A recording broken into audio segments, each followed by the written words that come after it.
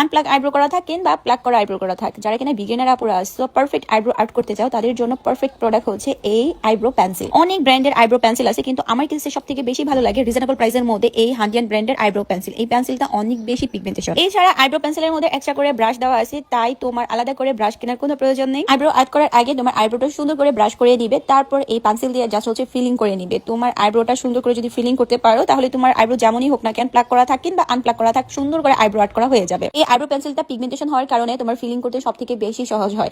আর reasonable প্রাইসের মধ্যে আমার কাছে এই প্রোডাক্টটা সত্যি অনেক বেশি বেস্ট লাগে। আমি সবসময় বলি যারা এখানে বিগিনার আপুরা আছো, তারা আইব্রো পমিট দিয়ে আইব্রো আর্ট করার থেকে আইব্রো পেন্সিল দিয়ে আইব্রো আর্ট করবা। আগে তোমার হাতটা ক্লিন করবা আইব্রো পেন্সিল দিয়ে। তো যারা কিনা বাজেট ফ্রেন্ডলি ভালো একটা আইব্রো পেন্সিল চাচ্ছ, তারা অবশ্যই হান্ডিয়ানে এই আইব্রো পেন্সিলটা নিয়ে নাও। আমি কিন্তু ইউজ করতেছি ডার্ক ব্রাউন শেডের। আর আমি কিন্তু এই আইব্রো পেন্সিলটা নিয়েছি secret beauty diary Facebook page থেকে। স্ক্রিনে যে পেজটা তোমরা দেখতে পাচ্ছ, ঠিক এই পেজ থেকে তোমরা চাইলে অর্ডার করতে পারো। ঠিক আমার এটাই তোমরা পেয়ে যাবে। জাস্ট দেখো একদম পারফেক্ট আইব্রো আর্ট করা হয়েছে। তো আমার মতন এমন সুন্দর আইব্রো আর্ট করতে হলে অবশ্যই তোমাদের এই পেন্সিলটা দরকার। আর আজকে এই আইব্রো আর্টটা তোমাদের কাছে কেমন লাগছে অবশ্যই কমেন্ট করে জানাই দিবে। তো এখনকার মতো বিদায় নেই, আল্লাহ হাফেজ।